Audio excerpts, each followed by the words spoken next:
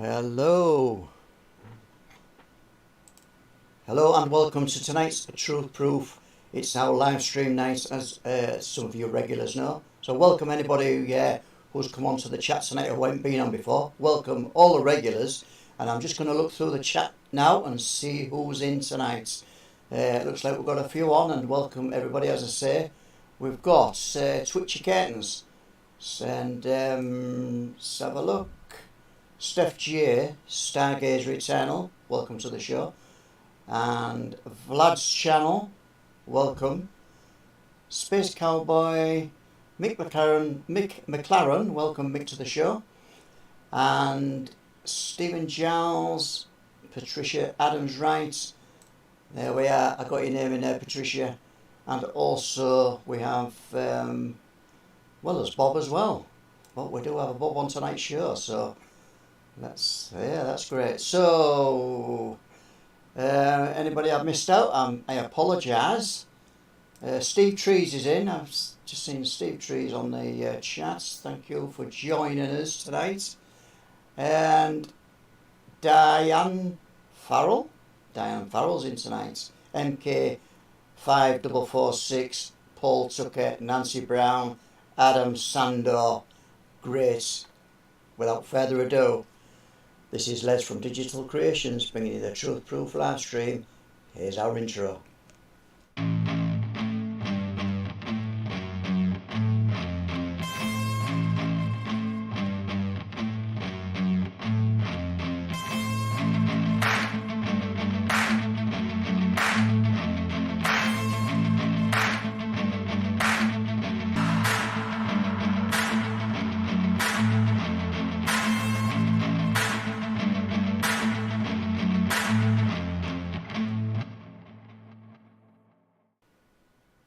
Well, I hope you've had a great week, you guys, and the weather's been fantastic, I know.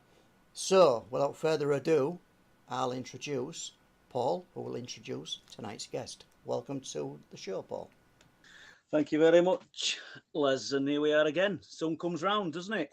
And tonight, big smile on my face. I'm talking to my friend, good friend, Bob Brown, and Not Before Time. And Bob does his own show, Beacon of Light Radio, telling me a few days ago, actually, he's done over 1,000 shows interviewing everybody from spiritual mediums to Bigfoot enthusiasts, UFO related people. He's covered them all. So, Bob, welcome. Welcome, and so nice to be on your show, Paul, after all this time. Yeah, you've been on about me coming on your show, and I'm here tonight to relive what a fantastic show you do, you and Les. No, it's great, Bob. And as I say, I don't know, for quite a few years now, we've been going out onto them cliff tops and going to various places. And there'll be a lot of people in chat and through social media who'll know that anyway. But if they didn't, then this is Bob, who comes out with me most of the time. And he's anything that we've experienced up there over years. I mean, you've been there most of the time, Bob, or a lot of times.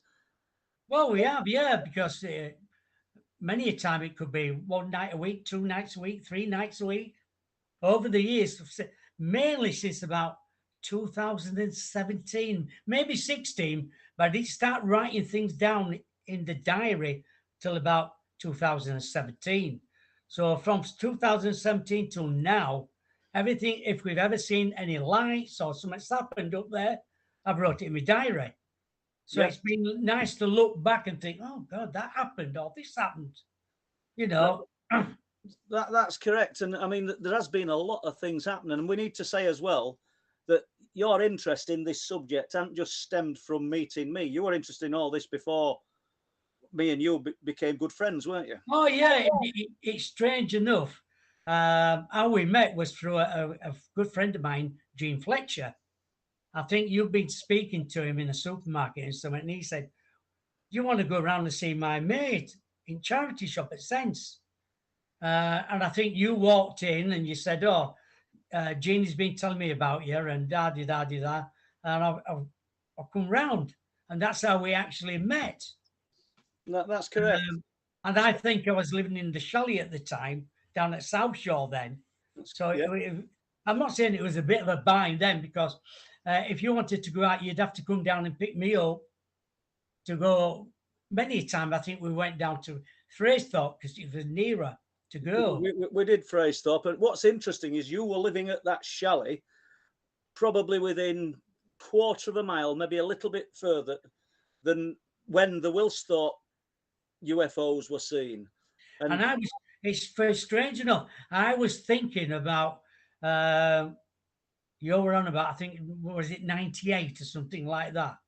But I remember going down one morning to walk into town, and there were a load of lads in army uniforms with wagons down there, and I can't remember what year it was. I know what year it was. It was September, Bob, 2009.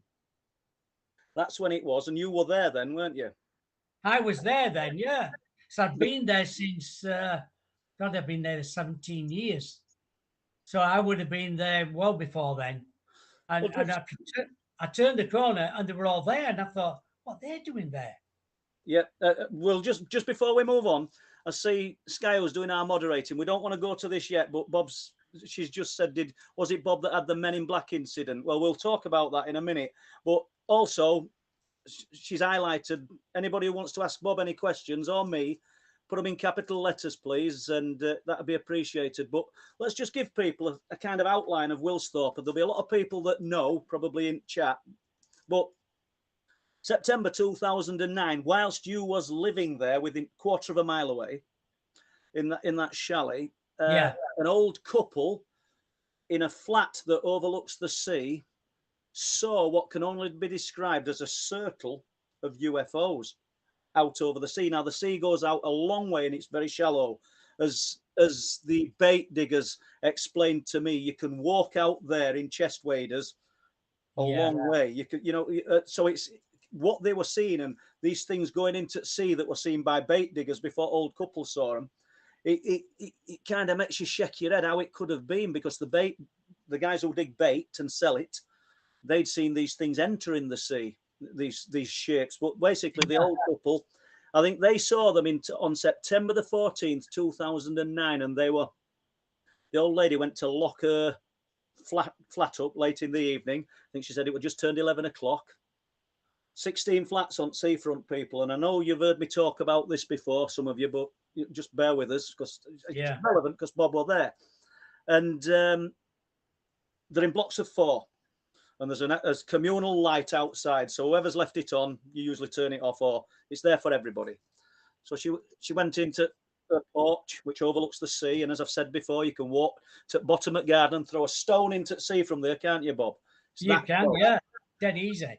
And she turned back and looked, thought, well, it's light out there. And the light's off. So she's walking back from the porch into the living room. A voice said to her inside her head, go back and have another look. And that's what she did. And when she actually sort of looked, you've got a bit of reflection on glass, haven't you, from light inside. There's a circle of these boomerang-shaped objects she describes over the sea. And the very next day, because we're here to talk to you, Bob, I realise that. So the very next day, there's a yacht, what's called the Yacht Club compound at the side of it. And if anybody thinks it's an exotic place, no disrespect to it, lads, but it looks like a scrapyard. You know what I mean? There's an old tractor and there's catamarans and things, and they've got a compound. But the very next day, that compound were commandeered by the military. They didn't know they were coming. There were people working on their boats. How do I know this for sure? Because my son-in-law were one of them, and they were working on his catamaran when they came, and they moved them off. No warning, nothing. 2 Chinooks, 2 Lynx helicopters, landed on the beach. Military trucks came up the lane and they requisitioned the compound. September the 15th, so that was the next day. When I put the Freedom of Information requests in, the word that I got back was that it was a military exercise, top secret military exercise, and any detonations and gunshots, explosives, they were all simulated. Well, nobody heard any detonations or gunshots. No. And the next, as I say, the next day, I think that is when you saw the military trucks. I did do. I definitely saw them. There were quite a few of them, and there were loads. They were all climbing down to get off, and I thought that's strange. First thing in the morning, Yeah. so that would be quite early on the morning, and there were loads of them. Yeah, Not just one or two. It was a standard regurgitated letter that I received for Freedom of Information request. How do I know that?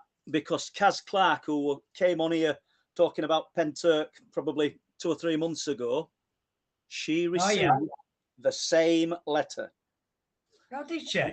The same letter, obviously not related to Wilsthorpe, but the same terminology. Controlled detonations. Any rounds that were used weren't live rounds. It was the carbon copy. Just a bog standard thing that they must push out for such things as this. You know, and I would have never known that. We know that there's a standard reply, or there used to be, for UFO sightings, and if it doesn't compromise UK airspace, then we don't look any further into them. But this were a proper incident, and we've got that letter, and she got one just about the same. So whilst you were down at not the compound, whilst you were down at the chalet, were there any other things that you saw or experienced? You know, I was just going to mention that as well. Sometimes late at night, I used to hear helicopters going over at night time. Yeah. And I always thought, I wonder if somebody's tracked out at sea or not. And then, but I would have thought, if it had gone out and had a look, but sometimes it's cold. It could be a Sea King. They could be on exercise, really. I mean, I'm just on about, were there any unusual things that you saw other than the military? I saw a UFO in the sky, and I took a photo of it. Yeah. And it looks round, and it's got textures to it, and I saw it a couple of times in different places. Took a photo of them, and I showed it you, and you enhanced it a little bit, and it looks as though it's got structure on it. Yeah, I remember you taking that. Yeah. So I think there's something else I'm going to tell you, but I've never told anybody else. Well, you do not realise you're telling the world now, Bob.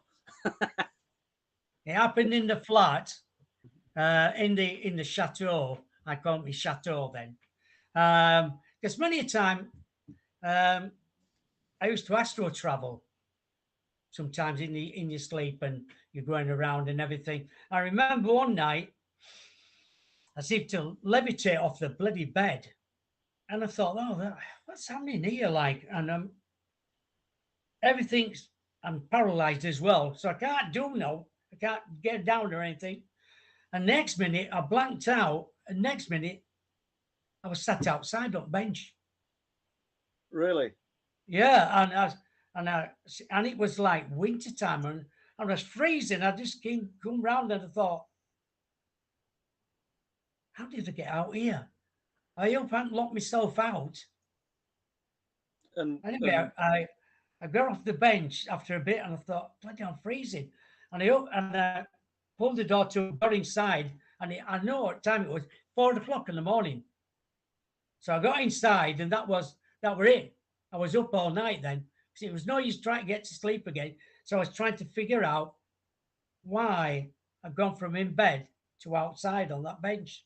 Yeah, and I was choking as well. I couldn't get my breath, so I don't know because I'm not saying I'm frightened of being enclosed in, but I have trouble breathing sometimes. You've seen it in the car when I said, "Paul, just open window a bit." Yeah.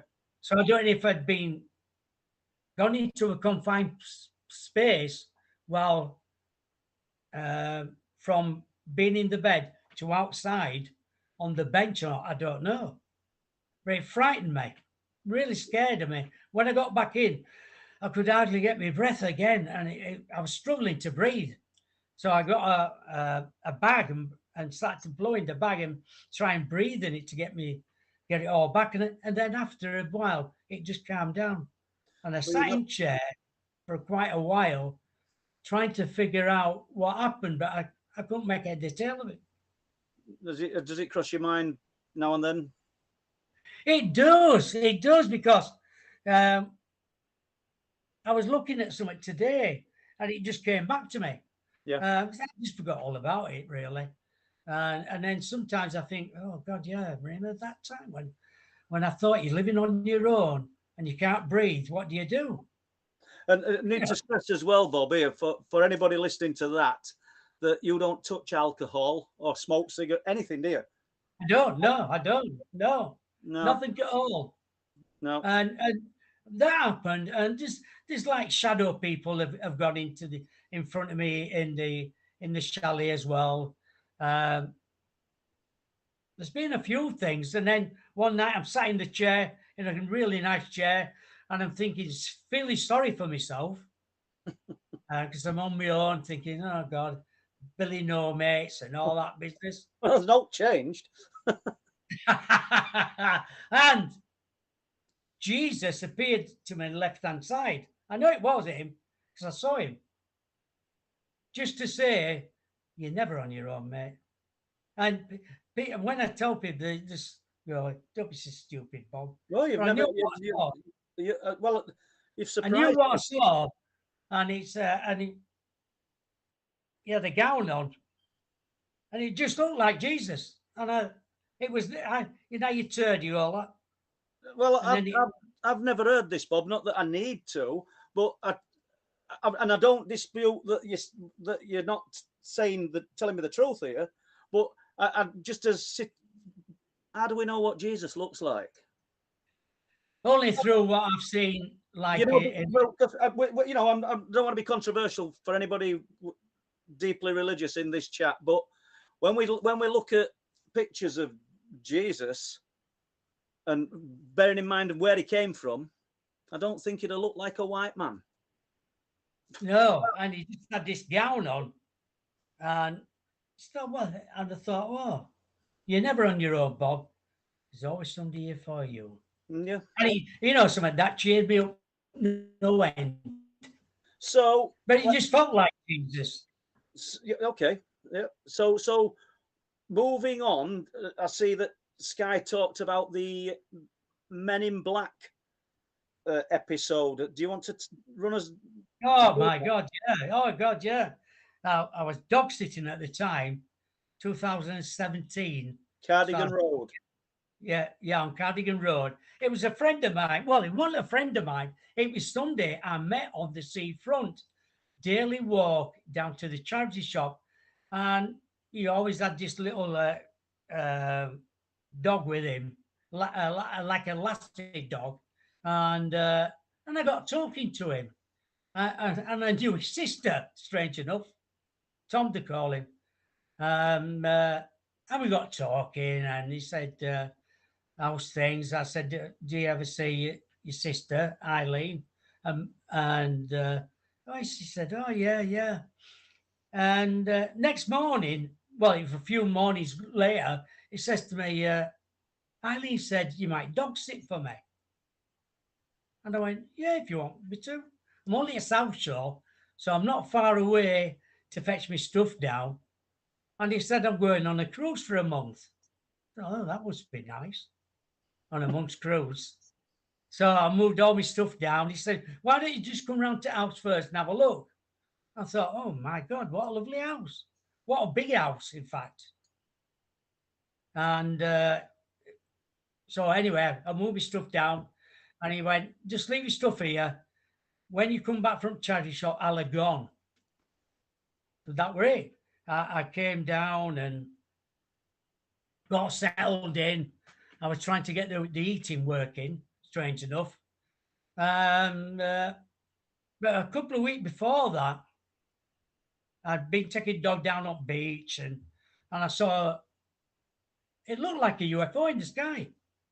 And it shot across the sky and just disappeared. I thought, well, it's not a satellite because it went too fast. I took the dog back and it happened again day after. And I thought, oh, that's a bit strange. And then leading up to the Men in Black, one night, I think I'd done my radio show, finished about 9 o'clock, so it was about 9:30 at night. Let's just draw you in here one little bit here. What about the black car while you were walking to work? Oh yeah, yeah. I'm just gonna go after this one. Okay. And I'm looking out at patio windows, and I could see this. Well, it looked like a bloke, black with a strange hat on. It looked like a black hat on, and I'm looking Zorro, through, you and yeah, looking through patio windows. I thought, bloody dog's going ballistic.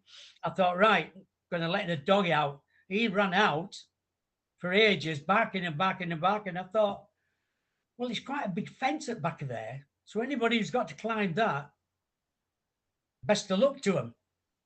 Anyway, so after a bit, I brought the dog back in.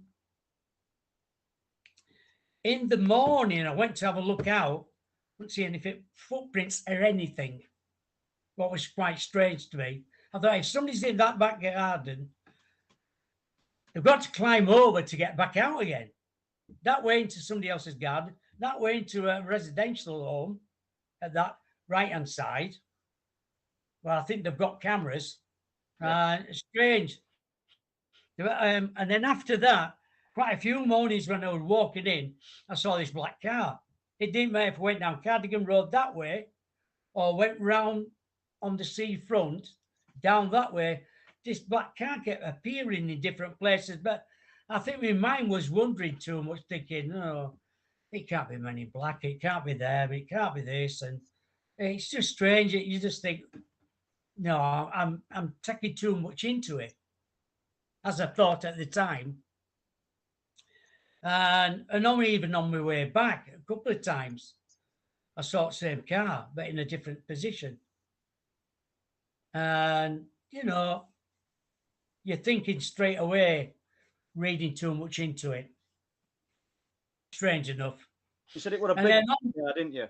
Yeah, it was a bloody big car as well. But, parking in different positions, if Cardigan Road are quite big houses.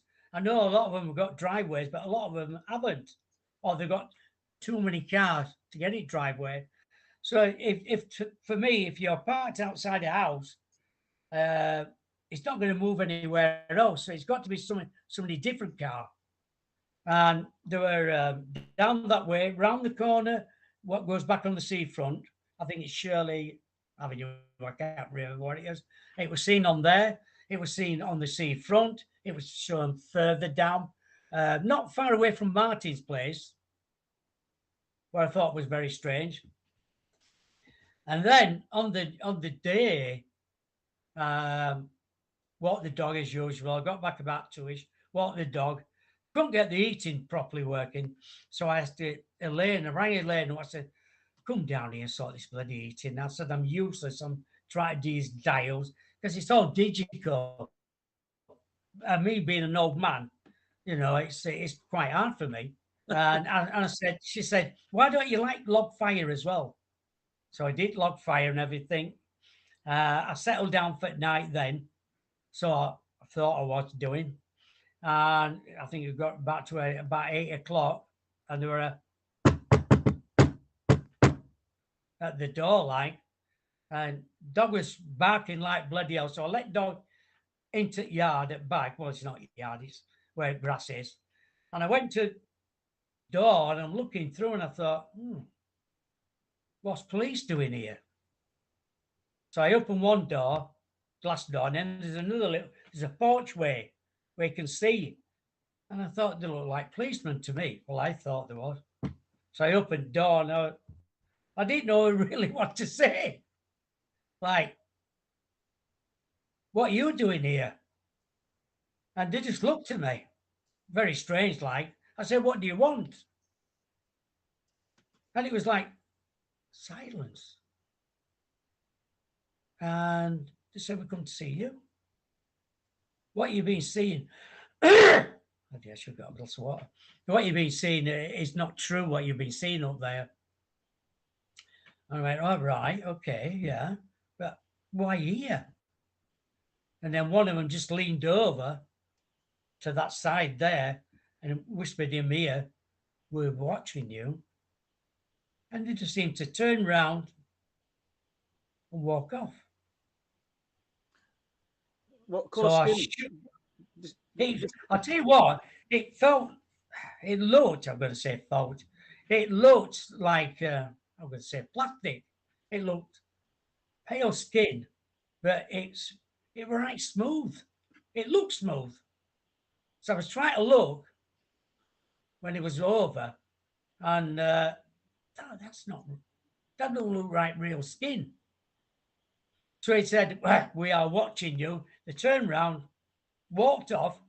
I shut the door, ran upstairs and looked out. They'd vanished, gone.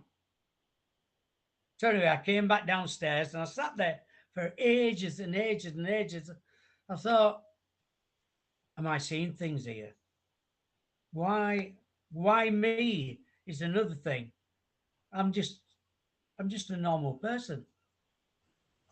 I'm just friends with Paul Sinclair. It just seems so strange. And then went to bed, tried to sleep, and then next morning I woke up late, tried to put the lights on, all the lights had gone off. So I went downstairs, and his control panel is in the cellar, the wine cellar. So I've gone down the stairs, and they are steep. And I'm not very good on my feet. Anyway, I managed to get down, open box, and I thought, well, there's no wrong with them. So I went up and down, up and down, up and down. And then all lights came on. So I thought, right, I'll go back upstairs. Looking at bloody time, I slept in. And I thought, how strange is that? Why have all the lights suddenly gone off when it's never happened before? But the switches were all on. Yeah, and you don't. I need to stress here. In all the time I've known you, you don't sleep in. You don't. Never. You don't overlay. Now you've missed a bit of this story out. When you went to the door, because I picked up on it, you'd not twigged it at first. When we spoke a few days later, or that next morning, I can't remember exactly time span in between us speaking, but it was daylight. Oh yes. And then when you went upstairs, it was dark. Yeah, it was. It was strange. It would just seem to be so strange, as though I'd have missed some part of it or something, or somehow it had gone missing. I just don't know. But it's just. Well, it's an interesting one, Bob, and I know that. I'll tell you what, it baffled me, and it's strange enough. When I were in the chalet, I interviewed Nick Redfern. I think, yeah, in 2015 it was. We got talking about things, and he was on about Men in Black. I said, I never seen Men in Black. I've never seen him in my life. Not long after, I walked across that field,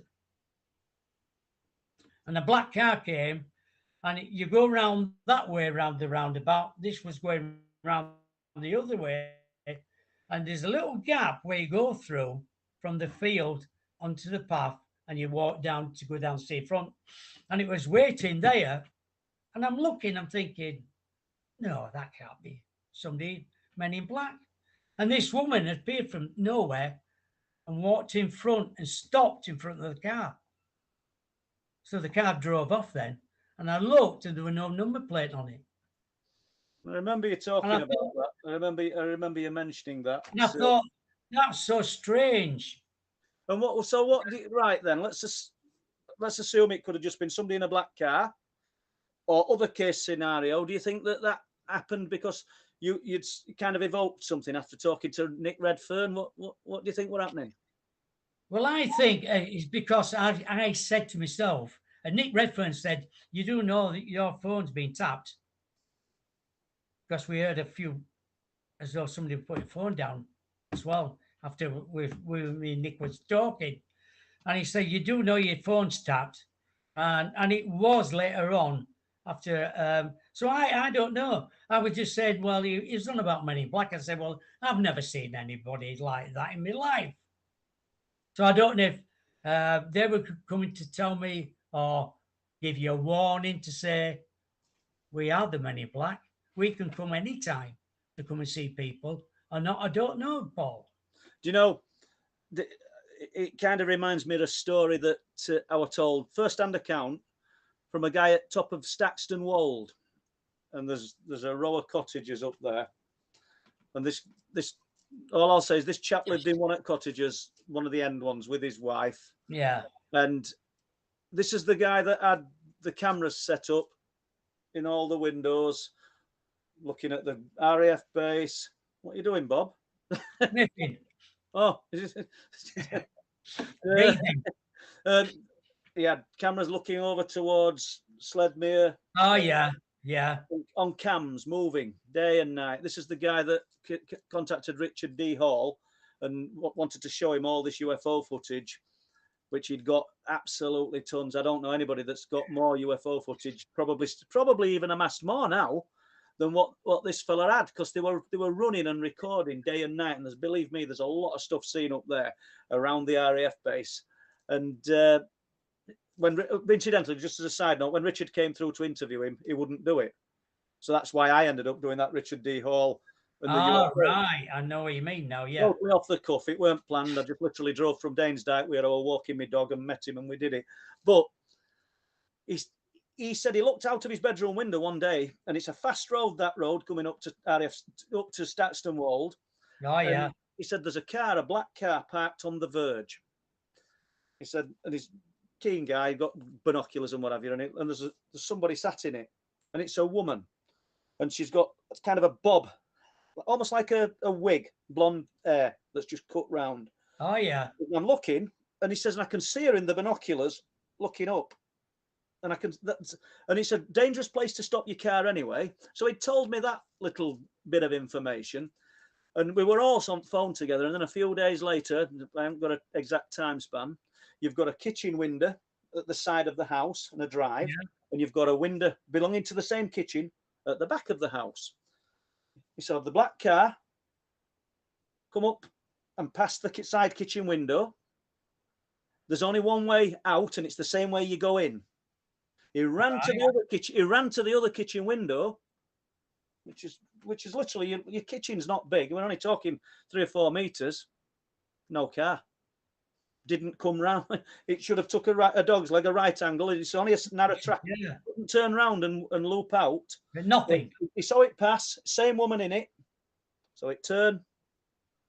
No car. How do you work that one out? I mean, I spoke to this guy for years and years, and when you look as much as they did, you do see things. It's like when me and Steve Ashbridge went out onto the Wolds, a few bits of footage have come up on Facebook today, and which I've managed to film, and I've just sort of reposted them after 5 years, after 7 years. Yeah, I've seen it. And people think, well, how do you manage to get all that stuff? But if you're looking and investing lots of, when I was painting, I'd paint outside. That bit I put on today, there were a camera ready, Sony VX2100, it was side of me, and I'm painting, and I just saw it in distance, literally snapped camera on and got it. But who's doing that? Do you know what I mean? And now this guy had lots and lots of experiences, and he was switched on to it, Bob, by the spheres of light, the orange balls. Stood outside in his back garden one early evening, a neighbour comes up, and they're just discussing things, talking about gardening or whatever. Yeah. And he saw one orange ball in the sky. So there's his wife, the old chap who I'm talking about, and the neighbour, and they're looking at this thing, and they literally backed onto the house, backs to the house. They thought there were a plane coming towards him. This light were coming straight over RAF base, RAF Staxton Wold, and then it stopped, and then became 3. Typical of what we're seeing. No sound, nothing, and that's what switched him on. I can't remember year. He did tell me year, but that's what switched him on to it. And that's, when you get people, experts who will sit behind a computer screen or sit over, having a beer in a pub when anything comes up. Yeah. Oh, it'd be satellites. It'd be meteors. They all say that, don't they? Burners. You've got to see these things. There's people in village where we do a little bit of research, but we're off on cliff tops at Bempton. And then curtains get shut on a night and they start watching the TV. They're not looking for anything unusual, and they're not in any remote place that they're ever going to see it. They might as well have been in Leeds city centre when they've got the curtains shut watching Coronation Street. Do you know what I'm saying? you've got to be there if you're going to see this kind of. Well, that's what we've always said. Yeah. If you don't go out, you're never going to see all. But going back to the chalet, when Nick Redfern were on about that, he said people are listening. Well, after that episode, I think I had 8 engineers come to my chateau to see to the internet. It kept going down. The 8th person says to me, I know where it is. Don't know how he knew. He went into town to the post office. Somebody pulled the wire out. Somebody pulled my thing out for my internet to go down. Yeah, but do you think? I mean, obviously, I'm involved in this because I know there's some reality to it. You as well, Les. Lots of people looking at chat, but some of it could be pure coincidence, couldn't it? Well, yeah, because where my chalet is, there's a box over there. They've been to that box, checked everything, come back and said, well, we can't find a fault. And somebody else had come and do the same thing, and he'd go to another box, and it was the 8th person. Because every time I rang up, I said, look, the internet's gone down again when I'm doing my show. I need it sorted. I'm paying for something what I'm not getting. But I sound like I am being devil's advocate here. How would they get in to do that? No idea at all, Paul. And how would they identify? Although that's what experts do, don't they? Yeah. But he said, I found the thing and it's in a box in town centre. Right. It's the post office. Yeah, one of them. Yeah, I know. Yeah. He said somebody's. Well, I'm not saying. He said it's been pulled out. I said, well, how come that? He said either somebody's been into the box and done some repairs and something else and pulled that one out. I just don't know. It could be coincidence, like you say, Paul. So, where do you want to go for now, Bob? Do you want to look at some of these items on these 19 pages? Or well, I'll tell you what. Tell us about the Black Range Rover. Yeah, that's a good one. That one is. See, what I find, just before you go on, Bob, what I find interesting is I've spoken about quite a lot of these things, and I've said, oh, Bob were with me. So let's hear Bob's version. Yeah, exactly. We parked up in the car park as usual, walked down to the seafront. We'd gone to the second platform. Well, as we call it, the bench, and then the platform, and then his little hill goes up, and there's a bench on top of there. And we sat there and for quite a while, and Paul said, don't look now, but there's a Range Rover, a black Range Rover on top of the hill. Thought, oh my God, what's that doing up there? So I had a quick glance at it, and it was there for quite a while, and then all of a sudden it moved from the hill, going to the right-hand side, and then it went down the side of the fence down to the bottom, and we could hear it crunching as it came back of us.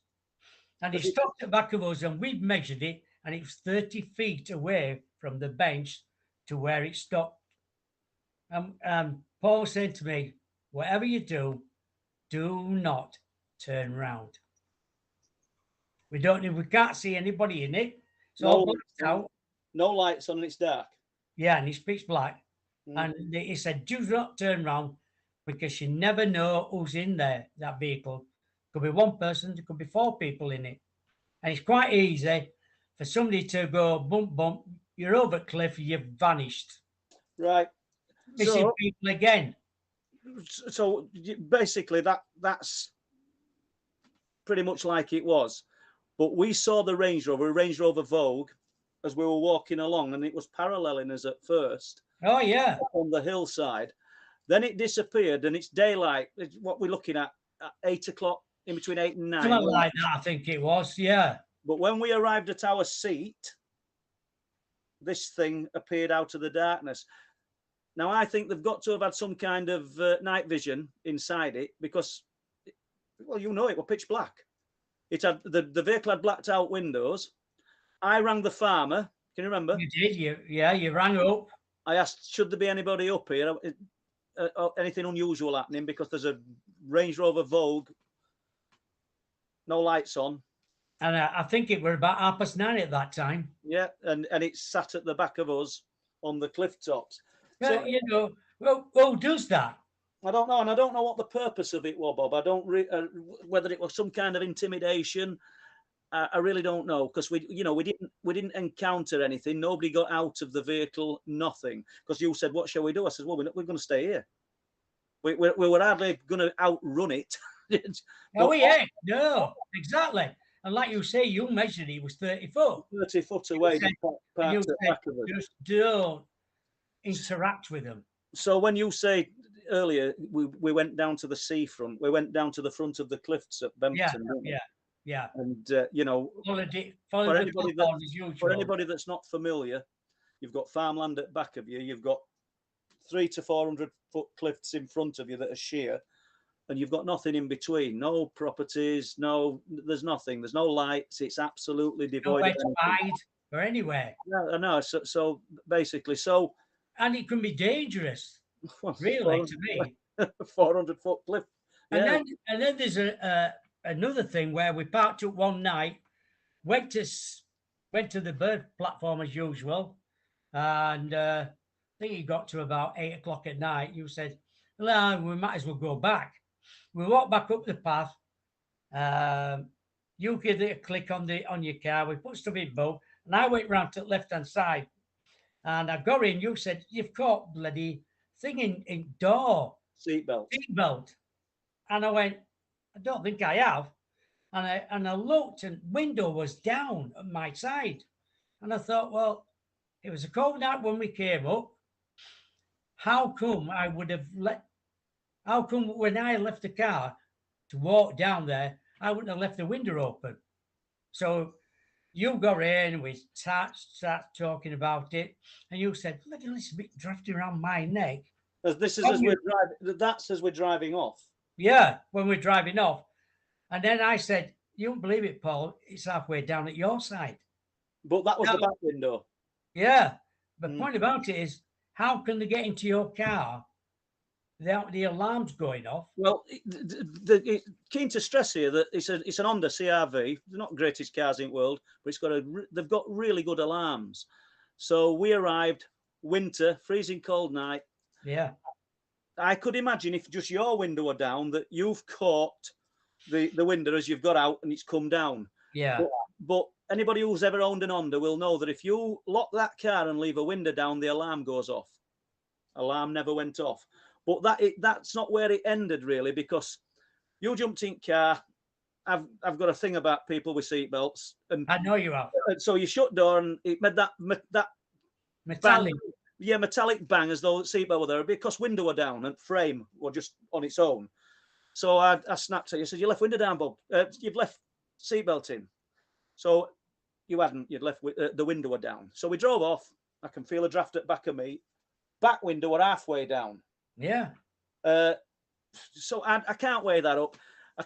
To this day, we can't turn around and say somebody managed to tamper with car, but I can't understand it. I've left the car with a window slightly down. If I did it on the street tonight, the alarm will go off. Alarms will go off, won't it? And it never did. Now, I just don't know how that happened, but just a strange one. You know, a lot of it, do you know what we're dealing with here, Bob? And I would think 99.9% of people in chat are dealing with no proof of anything that we're saying. I'm glad you're here just talking about that, because I'd forgot about it, to be honest with you. And just one quirky little thing that's happened up there. But just before we move on, we'll see if Les has got any any questions, Les. And questions in caps, please. Let's fire some at Bob. Yes, and thank you very much. Great show tonight, guys, and thank you, Bob, for coming on.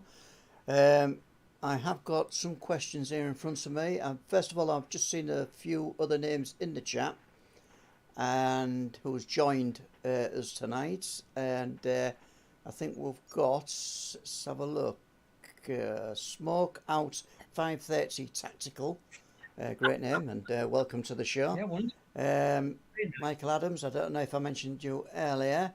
And we have Malcolm Dodgson, who's in the chat tonight. Welcome, Mally. Malcolm. Good old Mally. Right.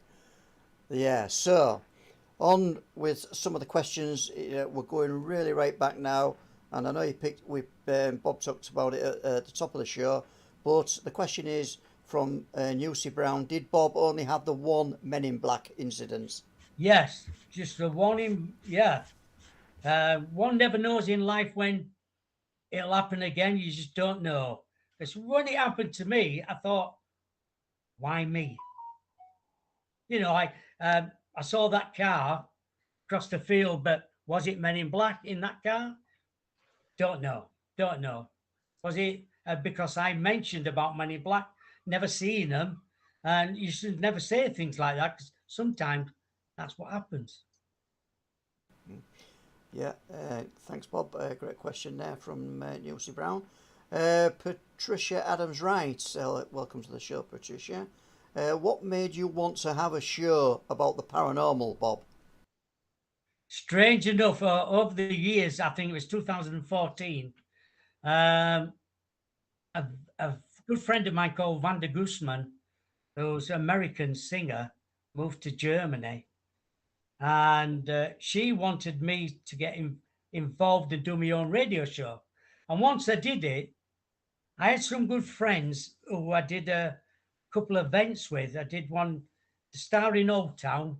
We did a night up there, going around all the rooms.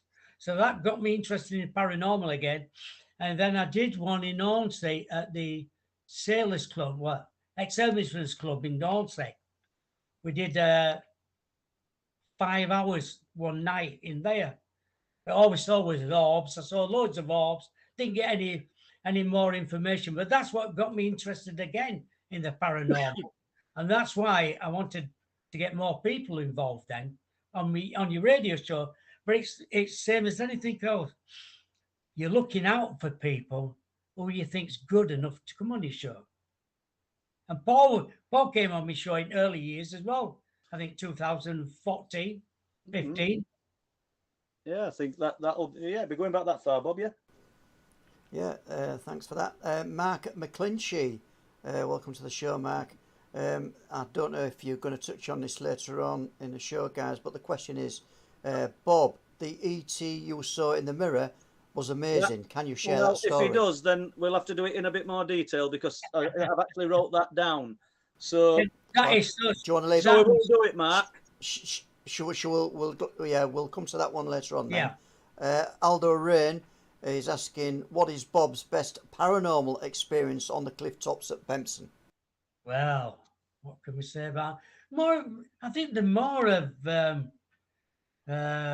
lights mainly. I think I think in one session I think we had 13 lights appear in different positions in the sky, and when you've been up there like me and Paul have done, and you go 3 or 4 hours 4 times a week sometimes in winter months, yeah, and you see nothing. It's lovely when we go back. And even Paul says to his wife, she'll say, "Have you seen up tonight?" And he'll go, "Yeah, we've had a brilliant night." It's very rare though. But it's hard work. People just think you can go up there and see these things. It's very rare, but the odd occasion, if it's somebody new, what comes with us, like Jason Greaves from Blackpool, we'd only got to the platform on the left-hand side as you're walking down, and he appeared for him.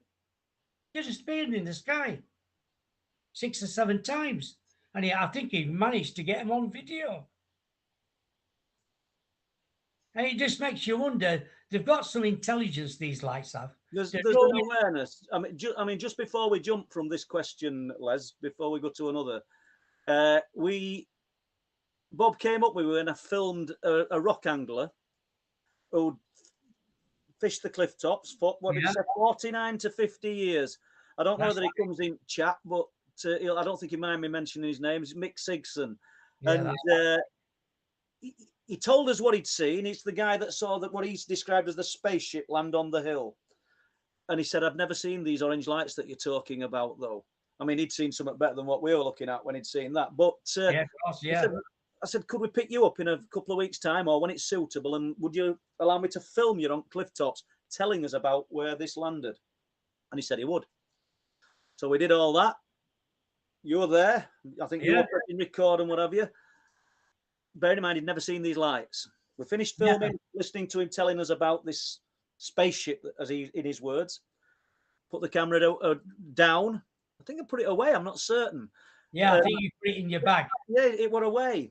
And we're literally talking, and two big orange spheres lit up. I don't mean in the heavens. I'm not talking satellite-sized things. These big orange spheres just off the cliffs above us.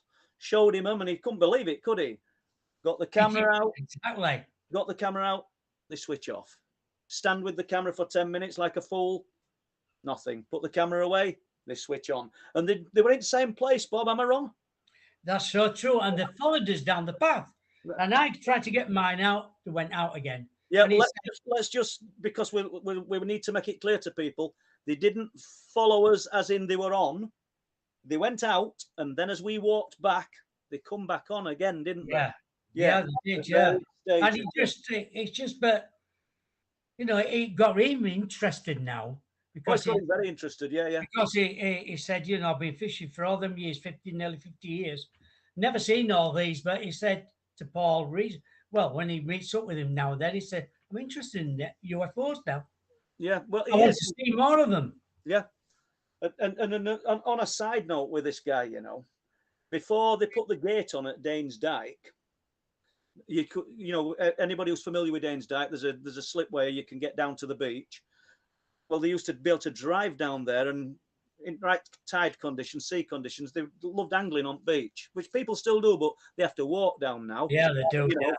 And this particular night, he's down there doing a bit of angling with his mate. They've come in separate cars. He leaves, his mate says, well, I'm going to carry on for an hour or two.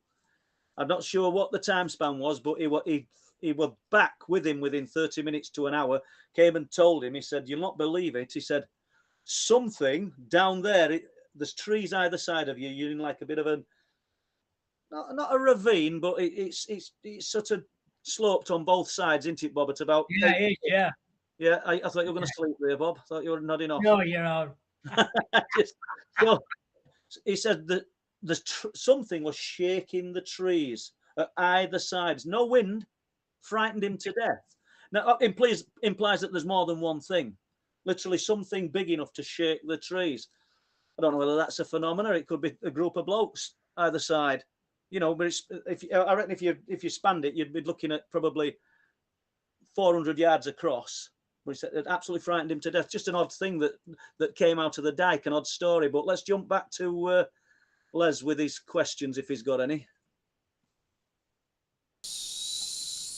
We have some more questions. Lee Roscoe, welcome to tonight's show, Lee. Hello, Lee. And I'm going to thank you for your recent support. Always greatly appreciated. And if anybody else wants to support the show, there is various ways you can do that, and I'll be posting some links in the tonight's description of the show. Right, Lee is asking, question for Paul and Bob. Paul, has that guy from Speeton been found? The guy from Speeton. I haven't heard anything. I'm not even sure, Lee. You give us a little bit more detail. You must know something we don't know, unless if this is a recent one, because the people that I've looked into, the disappearances, for the most part, they've never been found. When you've got tragedies where there's somebody who's, I don't know, ended their own life, for want of a better word, left a note, history of depression, usually those people are found. You know, the sea usually does give up its dead, and yeah, they usually are found if they've sort of jumped to the death, and they're usually found around Filey and Caton. That it's the currents that take them round that way. But saying that, Paul, last time we went up there, we walked to the platform and there were ladies stood there. I thought, well, didn't think a lot about it at the time, like, we spoke to Sasha Christie on the phone for a little while. And then after that, this woman looked agitated. She looked very disturbed, and she turned around and gave us quite an angry look. Oh, terrible. Which is strange because we weren't near her and we weren't talking to her. When we say near, we're 20 foot away. And Exactly. she stood with her back to us for 15 minutes. Unusual for a female to be up there late evening on her own and not even look round when two people approach. And then she walked off, kept turning back various places. Now, we don't read things into this, remember, people listening to this. We go up there all the time. Like Bob says, 3 or 4 times a week, sometimes more in one. Yeah. Meet lots of people, but that was strange. And But- I've been expecting to see something in the paper looking for somebody missing, I'll be honest. Yeah, because she walked off and I said to her, God, we should have got a photo just in case somebody goes missing. So you've got the camera out, you're looking down for her to walk onto this path before you get to the thing, and she disappeared. I got the camera out and I fixed it. It's a P900. It's got a fabulous zoom, and I fixed it on because the pathway, people, goes down into a dip and then comes up. So I would have seen whoever it was walking up. We never saw anybody walk up, so it was a strange one. It sort of, and we asked the woman, didn't we? Oh, that's what I was going to say. It kind of unnerved us or made us feel so uncomfortable that a lady walked down afterwards, a bird spotter, didn't she? Yeah. And we asked her if she'd seen a lady pass on path, and she hadn't. So yeah, I mean, we can't read too much into it, but yeah, that doesn't happen often. So yeah, very rare. Can you remember when we interviewed? Forget his name now. At Caton Bay, he used to work on the RAF base. Yeah, well, we'll not say his name because he didn't want his name used, but he works for the RAF. Yeah, that's right. And his job was to go out on a night time with a camera to take photos of unusual objects. He were employed for quite a long time, several years. Yeah, in his military capacity to spend time in the area of East and North Yorkshire.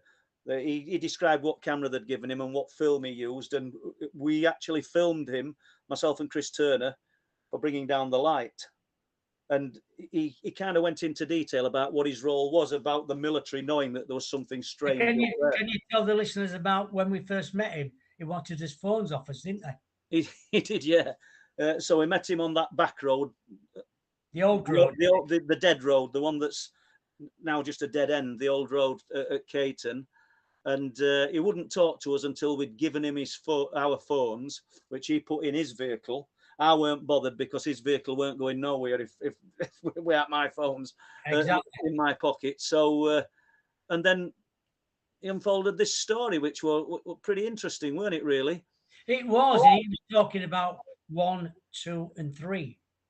They were talking about different species, as he said it, of alien or different types that he said he knew or he'd been informed that were coming through, didn't say how, up and around that area, presenting. So people can take from this what they want, and you can take it with a pinch of salt and think, well, what a load of rubbish, or you can think to yourself, in view of 5 books I've written, apart from my own, the Night People, there's 4 books which are just about crammed, packed, full with events from around East and North Yorkshire, from people that I don't know, from people that have come to me. Now, that's a wealth of information. So when this guy's telling you this story and people raise their eyebrows, you think, well, what a load of rubbish. Then go to the books. If I haven't made these stories up, if most of the time I get real names, I get first-hand accounts, I get areas where they live. If one person in them 4 truth proof books out of hundreds and hundreds of accounts are telling the truth, we're being visited. It's here. And he did say as well, he said, do not go up on your own ever again. He did actually, yeah. He said because they're watching you two. Well, I know Les is itching to get another question in, but just one thing here. And if he's in chat, please back us up. And because the guy came onto the cliff tops a few weeks ago with a friend. I'm reluctant to say his name, but he might be in chat, so he might just back me up on this. With his friend at about 11:30 at night, two men came down, and they went to the same stand as these where these two guys were there, and they got talking, and they said they'd come to see whether it were favourable to fly a drone, which in a way is ridiculous. You're in a seabird colony; they're all nesting, so it's a no fly zone for drones, and it's 11:30 at night. They asked them why they were there.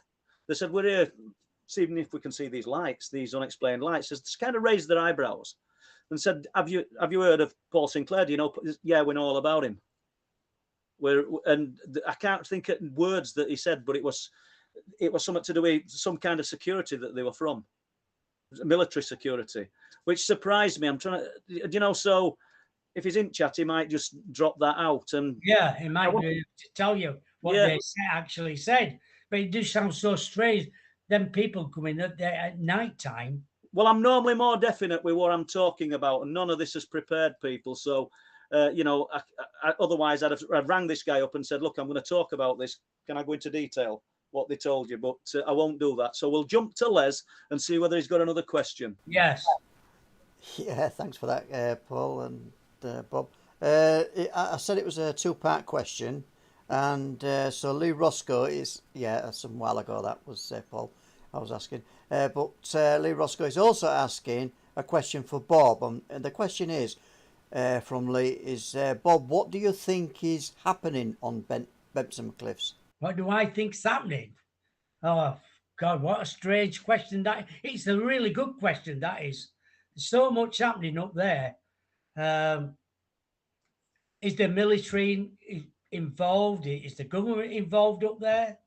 Is when the satanic cult used that place up there for quite a while, underneath the RAF base, did they actually fetch anything out? Out of a portal? Because next minute there's werewolves being seen, strange dog being seen, strange animals. There's people seeing different things bouncing on the paths. Just photos just open up then. It just makes you wonder, Lee.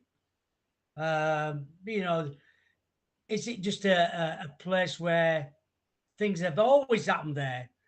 There's pockets of places around the world, like Skinwalker Ranch and other places, is Benton one of those places? Well, I would think it probably is. And I just a bit tongue in cheek here, but I just saw Nick's exploration say I would never fly a drone up there, and I know you wouldn't, Nick. No. There you go. Bonkers.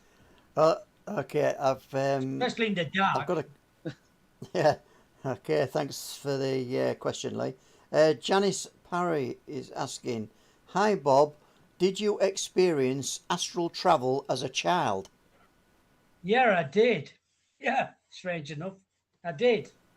And strange enough, when I was 5, I think 4, 5, and 6, I used to have a friend who I talked to, and I was a bit of a strange lad as well, by all accounts. I didn't realise until later in life, but my mum's sister said, but my mum got really poorly because of me.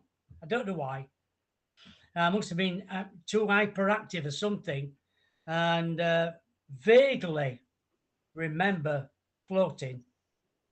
Well, probably your dad that had smacked you across the room for getting annoying your mum.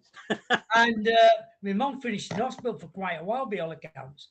Really? Only from my mum's sister, because I used to cry and cry and cry and cry and cry.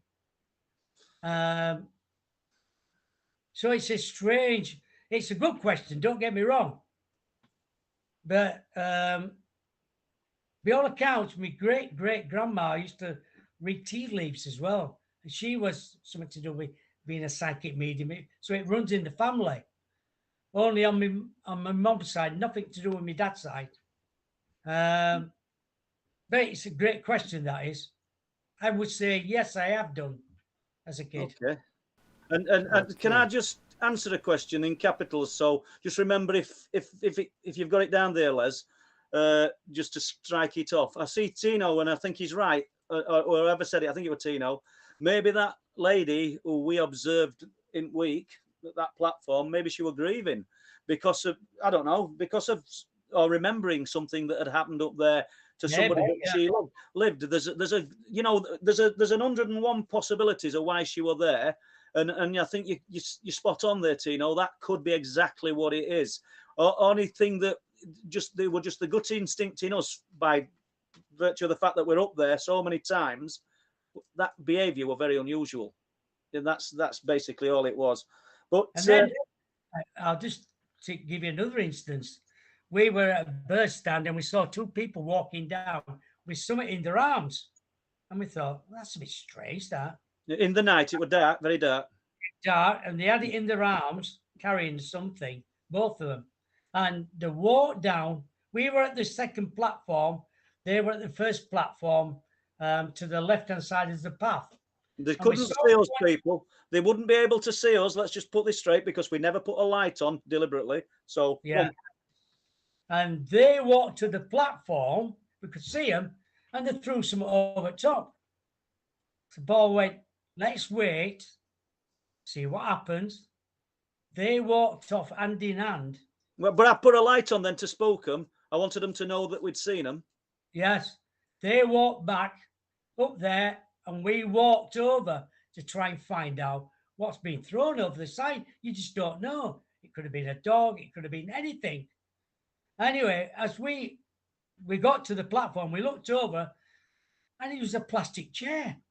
They'd walked all the way down from car park with a plastic chair to throw it over. And there's a little bit of land before you just drop over the cliff, and it was just there. But strange behaviour. I mean, but we had to look downside as well, didn't we? Just in case it wasn't that, and because if you throw something down, it could actually get stuck on way down. You see some strange things. Look, didn't we? But what a strange thing to do. I were up there with Steve Ashbridge. I mean, this is not paranormal, and it's quite sad, really. Several years ago, Steve will remember this. You're up there in the darkness. Steve buys gadgets. He'd laugh if he could hear this. So if there's a torch going, and it's got to be the most powerful torch in the world, he swipes his torch around. A bloke stood watching us in darkness with a dog. So we don't pay much attention to him with that, apart from catching him with torch. 5 minutes go, sweep torch around. His other side, he's gone from right to left with his dog, and we're clearly disturbing him. He didn't want us there. So he walked back up. I've got a thermal camera. He walked back up to RSPB. Half an hour later, he's going around with his torch. A little bit further up, he's back down, and he stood there with his dog. It's weird, this. 10 minutes later, we sweep it round. He stood there, no dog. He'd thrown that dog over cliffs. You know? So that's the reason with Bob's story why we wanted to look. I mean, we saw these people carrying something down. We didn't know what it was. I mean, we go down with chairs sometimes, so we're not going to go rushing up to people saying what you got in your arms. But we knew it had gone over the cliff. But yeah, you see some. And because we were holding hands up way back, we thought they've got rid of something together, and it was a bloody plastic chair. That's all we saw. And I didn't want it. Right, let's. Yeah, okay, yeah, thanks for that. So this juncture, we just got a little bit of housekeeping to do, Paul. On the stream screen is the name of the web where the website address is. So for anybody who wants to visit the website, can you tell people what they can do when they get there, Paul? Yeah, there's lots of information, as in new sighting reports. Some of them are quite historic as well, but they're all unique to Truth Proof website. People that have contacted myself and Don Lodge and Don's put the information on the website. And once again, if anybody wants to use the reports from ILF UFO for your own site, use them. Just give us credit for it, please, rather than just taking them. You know what I mean? But you're welcome to use them. There's a link there. If anybody wants to purchase the books, paperbacks, on the truthproof.uk website, that's where you can purchase them. The Kindle versions are available still on Amazon, so that's where you'll go with it. And yes, send us your reports. UFO related, cryptid related, anything you want really. And you'll be treated with in confidence, and the report, providing you're happy to allow us to do that, will be put on website. If you just want to talk and send us a report or talk about something but don't want us to do anything with it, I'm happy to listen. So that that's there as well. And Bob, tell us about the radio show, please. Yeah, Big Light Radio. I do 2 shows a week, Wednesdays and Fridays, 3 o'clock Eastern, 12 o'clock Pacific, and 8 p.m. in the UK. Anybody out there who wants to come on my show, just please get in touch with me, either at Over the Rainbow 1947 at gmail.com or Facebook. Yeah, just leave me a message. Just leave me a message, and I'll try and find a date for you to come on the show, and I will be back in touch with you. And what you're looking for, Bob, as regards anything paranormal, UFOs, alien, Bigfoot, werewolves, anything, or you've got a good story to tell. Yeah, Bigfoot. Yeah, well, there's some people can put the big foot in it plenty of times, isn't there, Bob? But yeah, it's a great show, people. Hey, you've had some brilliant guests on, Bob. I mean, just we don't. Did you listen to the guy on Wednesday? I didn't know, but just give people an outline of some of the people you've had on. Well, Andrew Collins, for a start off. I had Doug Icheck on Wednesday. He's the guy what was the producer of Survival Man, Monster Quest, lots on the History Channel. He was a fantastic guest. We touched on werewolves as well. I'll have to send you a link. Yeah. And he had an encounter with Mothman in his car. Really? And he went straight up to his front of his screen, and he said, I saw it right in. It came up to my screen so I could see its face and everything. And he said, never believed in it before. But that night, what I saw was real. So this is the guy that works on producing Monster Quest, Survivor Man. Yes. Okay. Did he attribute seeing that to his involvement in these shows? Is it more like believing is seeing rather than seeing is believing? Well, he said he's seen it for himself. He said, many times when people talk to me and I'm thinking, did they see that or not? Or was it something else? He said, what I saw was a Mothman. It flew over our car and came towards the car, right to the screen itself there. So I could see it outline its face and everything. And he said it was frightening. It's frightening. Interesting. He said, I mentioned your name anyway to him, because he's still producing. He still wants guests like you as well for shows and things like that. I've had some great guests on. Bigfoot, talked about Bigfoot with a guy from, I'm just trying to think of his name, from Florida, Skunk Cake and all that business. Right. So can people get backlinks to the shows? Yeah, they can do. Yeah. Just go to beaconoflightradio.com. Right. Let's move on then. Are we doing more questions, Les, or are we? Yeah, I just want to give a shout out for our super chats tonight from Lee Roscoe. Thank you very much for the £20, Lee. Thank you, Lee. Yeah. And Lee saying, brilliant show as always, and thanks for your time tonight, Bob. So thank you, Lee, I'll tell you what I want to talk about as well. I think I don't know how many times I've been up to Bempton in 2016 or not, but on this night we got up there, parked the car, and you said, let's go to the other side of the base. So we walked up the side of the base and your phone rang. And you said, hello, who is it? He said, I just want to tell you, but my daughter's seen a cigar-shaped object in the sky. Yeah, so you're saying, look, on the walls, on the way back from work. So we spoke to her, and you said you'll get back to her. And on the way back, as we passed the base again to go on top of the cliffs, where you can overlook the sea, you said, can you see that down there? That looks like a triangle of light in the sea. And I said, not really. I said, I'm getting my eyes done soon, so I'll be able to see for miles.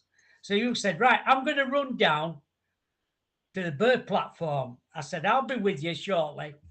Anyway, after I got down there and out of puff, being an old man myself, like, and we get there and you said, can you see them? I said, yeah, it's a triangle of lights out at sea.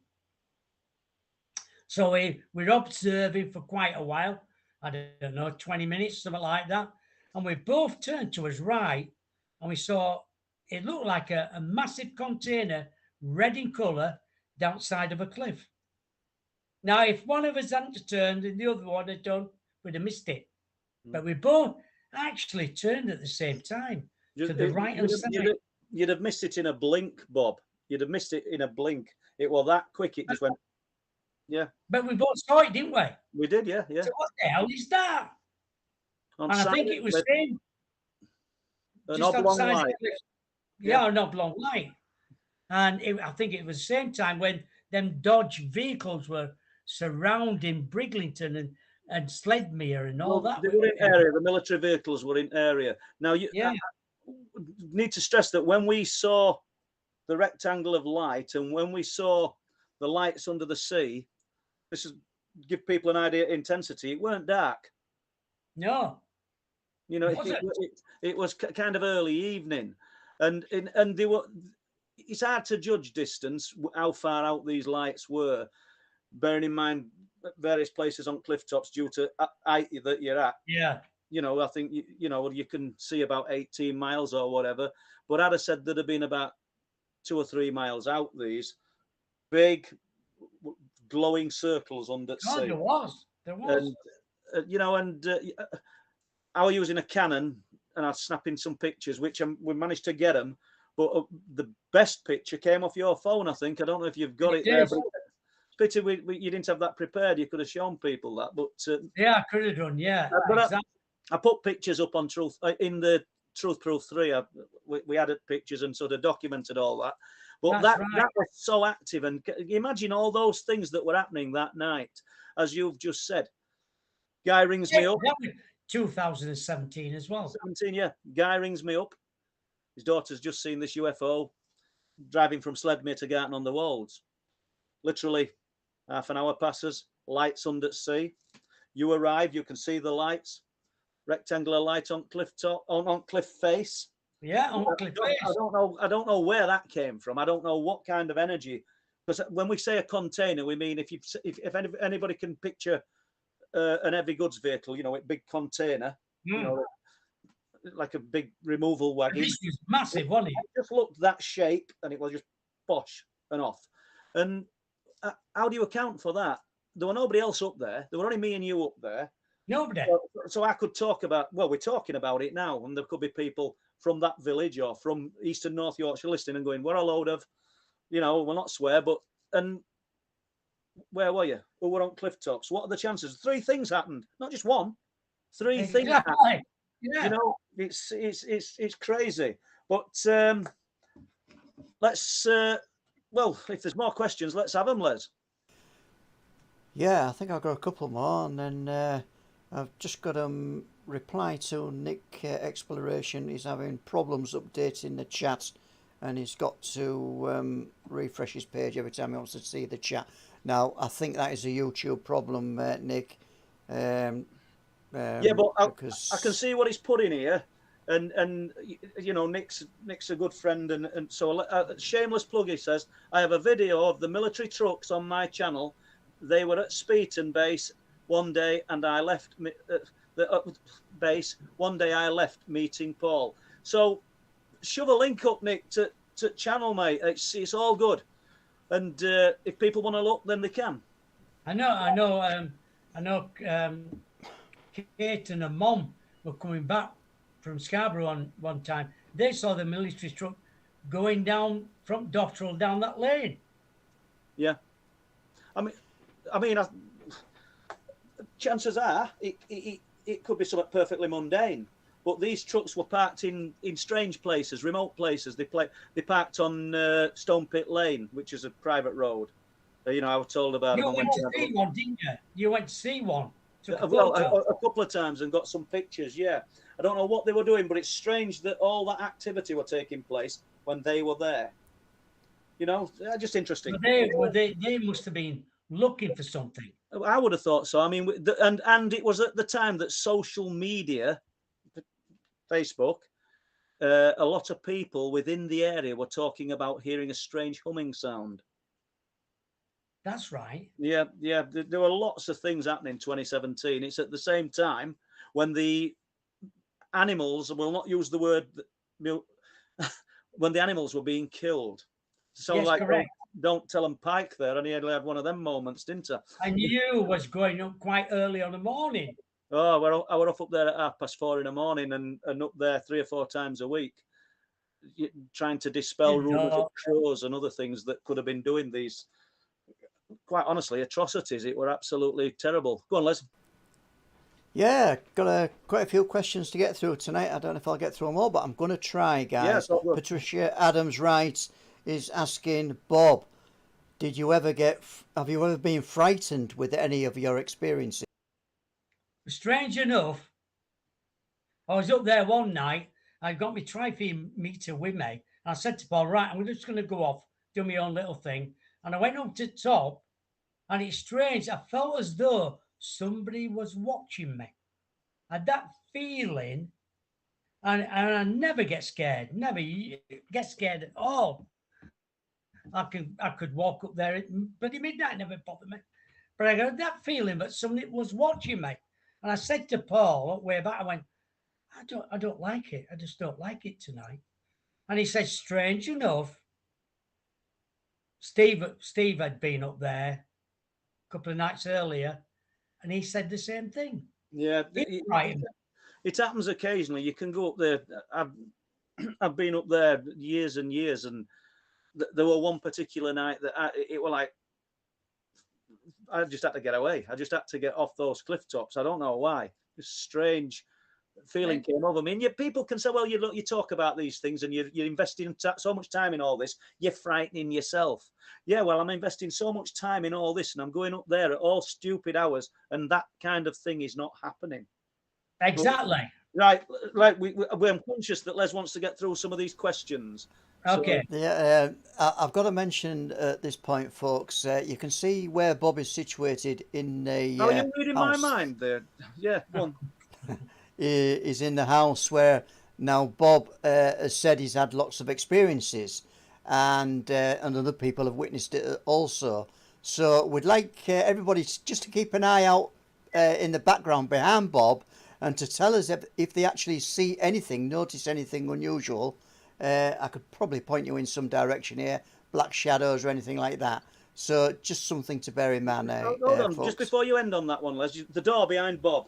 People have, during that writing night, people, I said that the first experience in that house, because that's now Bob's flat. Yeah. I was laid on landing. Well, that's the door. Obviously, its door's been changed, but that's the opening.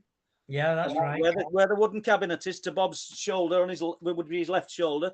I were on a mattress on floor looking out onto that landing when that happened. So that's the room. You know what I mean? That is the room. But yeah, fire away, Les. Sorry. Okay, I think this question it comes from Steve Trees, and we're going back to the vehicle on the cliff. Bob, did you get the registration number? Too dark. Too dark it was. We were going to try, after it moved away from the back of us, we were going to try and get, but we couldn't see the registration number. We did try. I got the camera out. Anybody who's used a P900 will know that they've got a brilliant zoom, but they're absolutely useless in, well, low light. And when you've got no light, you might as well be, I don't know, just looking at a blank wall. So there's nothing there. And the farmer had said there should be no vehicles up there. I don't know anybody who's got a vehicle like that, a 4x4 black. No lights on it, by the way. It didn't put no lights on. Nothing. The windows were blacked out. Right, Les, go on.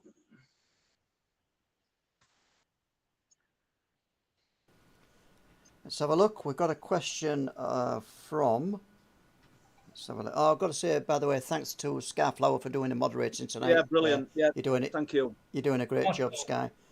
And I've got to ask the question from Alison Buttle is asking, hi Bob, what was your last experience? My last experience, oh my God, uh, was in here, in the flat as usual. There's always something happening in here. Uh, there was a strange one. I'd made some scones. Now this is very strange. Yeah, this is the comedy bit, people. Yeah, go on, Bob. I like This this. is very strange, is this? I've made some scones. I put them on a plate to cool down. Come back in here. I thought, oh, in my mind, I'm thinking I'm going to have one of them scones. So I go through this door. You turn left to go in the kitchen. And for some unknown reason, I open this top drawer. And I'm thinking, I'm going to have one of them scones. And this voice, automated voice, said, you will enjoy this scone type thing. And I thought, well, where's that come from? It can't come like that. You know, someone was reading my mind saying you will enjoy this scone. Well, either And I that or thought, you made some talking scones, didn't you? Oh, that made me I laugh. know somebody asked about the alien head in the mirror. Yep. Now, I've got a reclining chair where two people have died in it already. I'm not saying it comes in threes, so hopefully not. Two people have passed away, and it's a real comfortable recliner. So I'm laid in it, I'm watching a bit of TV, and then I look over to the mirror, and there's an alien head. It's like an oblong head. You can see neck a little bit, not a lot of neck. So I'm looking at it, think, how is that going in the mirror? Not thinking it's a bloody back of me. Thinking, how's that going in the mirror? Explain them, Bob. Just a little breakdown. Where you were sat, the chair behind you, where in front of you, what the audience can't see, but I know is there is a mirror. There's a mirror in front of you. One. Yes. Yeah, so a mirror in front of me. And you're looking and you see this head in the mirror. Obviously, whatever it is behind you. Yeah. So I'm thinking, and then it's just gone in seconds. So after a bit, I'm thinking, right, I'm going to have a look at this. So what I do, I draw a picture of it, and then I go to the wall at the back of me, sellotape it to the wall until I get the right height for it to show in the mirror. And I've measured it, it's 5'8" from the floor at back of me. You know, and where the recliner is, it's up against the wall to start with. So the picture's up here, so you can see it in the mirror from when I'm laid down like that. But, you know, why does it appear in the mirror? Why do things like that happen in this house? It's got to be this place. Why things happen in here? Like I saw a shadow come out of that wall, go in front of the TV to the right hand side and into that wall. And I'm what, 30 feet up? Came across there and into the wall. As though you're walking. Yeah, walking in front. Quite tallish. And then it went into that wall there. And in the bedroom, I've been laid in bed. And then all of a sudden, I felt as though some kids were jumping on bottom of the bed. And I mean jumping, really. I could feel it bouncing. As soon as I got up, they're gone. What were they? No idea. Mischievous things? I don't know. I can't say they're going to be aliens because you're not actually seeing anything to prove that point. I've had people, I had a person laid aside of me in bed. I could have put my arm on them. And then... It weren't me, Bob. And I'm not so lucky to have anybody laid aside of me. Woman like, hey, it's a strange building. I know you've had experiences yourself downstairs. I've had it I've heard my name called out middle at night. Bob, Bob. And then you think, what the hell's that? So I go to the door. There's nobody there. So Yeah. what I made a point, because sometimes I've left my door open, and you always used to say to me, if she comes up in there in her dressing gown, I'm a bugger for leaving my door open. Very during trusting, the Bob. evening. Very trusting. But you know, when you hear voices calling your name out, you think, oh, there must be somebody at the door, and you go to the door, there's nobody there. Well, you know, over road from us, because you're in top flat. Yeah. We'll not say a surname, but Maria, who's lived over road probably 10 or 11 years. Lovely woman. Her bedroom window, so which is in middle of property, looks across to our landing. She were ill a few months ago, and which put her in bed. She said, you know, ill for a few days. Said, and she's looking across. Told me and Mary. So I'm looking across at your landing window, middle of the house, so above you and sort of, below you and above me.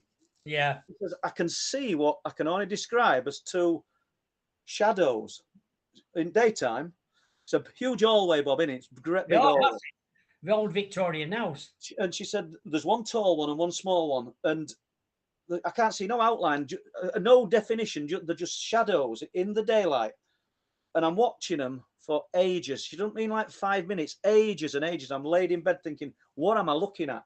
And they're just starting at window and slowly going lower, and starting at window and slowly going lower, and starting at window and slowly going lower. You ask her, Bob, if you speak to her. She said, I watched them for ages. She wanted to see inside and see how it could be happening, you know, because they just appeared to be going lower.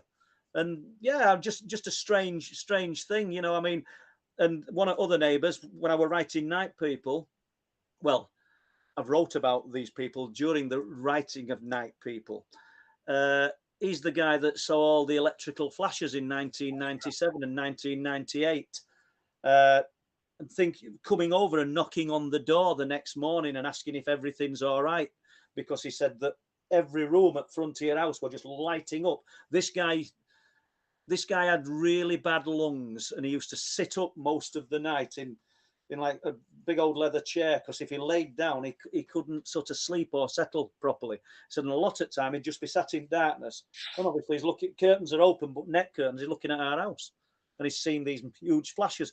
Woke his wife up to see, which would be your bedroom at the other side of that cabinet. Yeah. Spheres of red light in room. This is back in 90s. Do you know what I mean? And his wife's seen them as well. And so lots of strange things have happened in that house. And it was like a tripwire, because nothing had happened from childhood. Nothing had happened from after the age of about 14, 15 until I moved there again, about 28. And then it just started straight away. Right, let's get to Les and see if let's get through some of these questions. Otherwise, we'll have people jumping down his neck. Yeah, I've been kindly sent a couple of photos, and it's from Nick Moore, who sent us the military vehicles for people to see. I know you can't see them, you guys, but you know, you kind of know what you're looking at anyway. So I'm just going to put them on the screen now for people, and if you can just talk a little bit about them again, please, for people who might have missed that part in the show. They were up there in 2017, the month. Let's have a look, because I might even have it, because I right, 25th of July, because I anticipated that we might touch on some of this, and there were also pictures of them in Air Force Monthly magazine. That's because right. other people wondered what they were. Somebody said that they'd be in chat. I just saw it as it was scrolling up, that they'd be US. They weren't. They were German. I don't know whether Nick can confirm that, but I'm pretty certain that they were from Germany. And it could be just some perfectly innocent training exercise. I just find it fascinating that I can't. Let's have a look. Let's have a look. I'll end up losing everything. No. If I do it, Les, I'm going to end up I won't bother. I know what'll happen. I'll end up No. just clicking things off. But people can see them. They know what they are, or know what they're about now. They get an idea of it, and they've got like radiation signal symbols on them and things. And as I say, Nick's into his military and historic and sort of. Obviously, he'll know what. Yeah, US trucks based in Germany. Right, there we go. Nice one. Yeah. I tell you what we found up there as well. Whenever I've had my tri-field meter on, we've gone up the path many times, and it's gone berserk with radiation. And then you go another night and go to the same spot, nothing.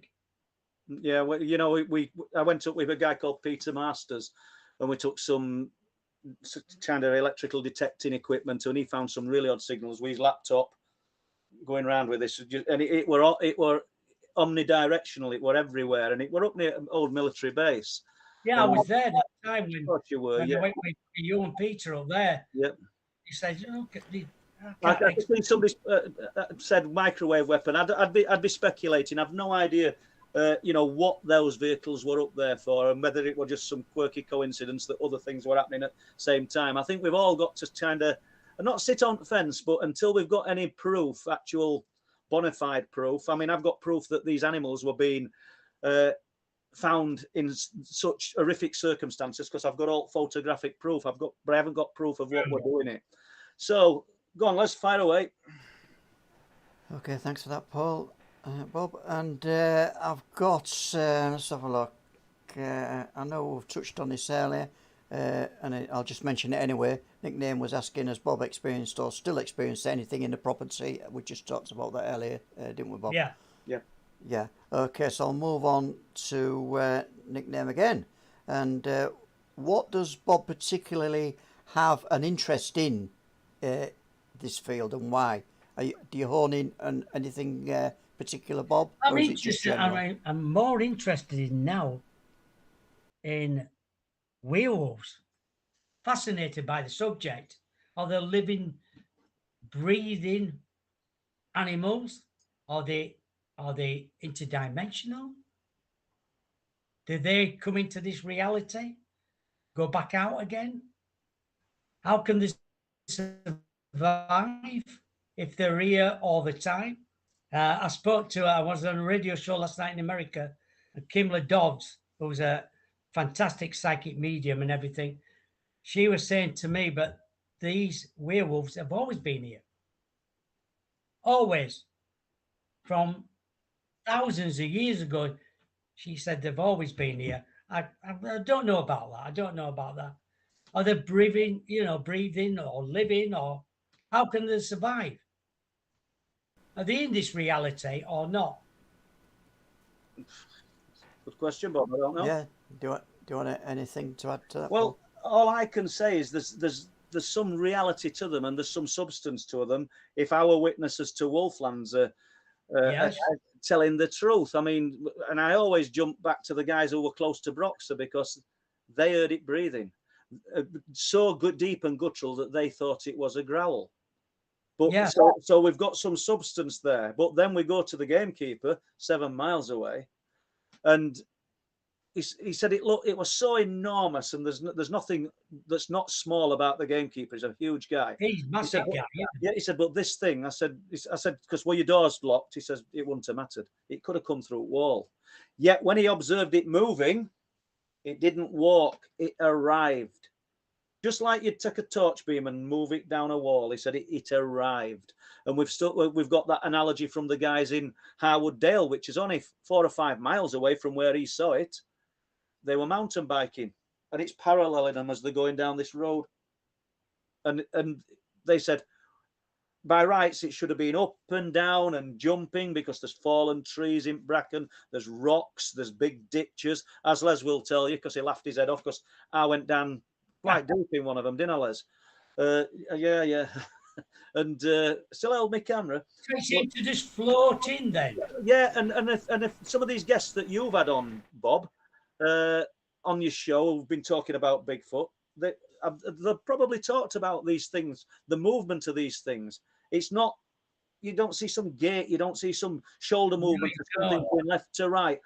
They're just arriving quite silent. I think the noise that they make, you know, when people perceive that they're in the tree brecks and the twigs cracking, I think that's deliberate, because a lot of the times these things are so silent. I think whatever they're doing noise-wise, I think is deliberate to cause maybe anxiety and tension within us. I'm sure they do. I'm sure they do. Just Well, to we're in frighten the people. forest tomorrow Because I night, think they're so very, we'll be letting you know. But yeah, very go on. isolated. Yeah. These people, these things. Yeah, thank you for that. And I've got a question from Lorraine Groves. My computer's going to fry with the sound it's making, but go on. Yeah.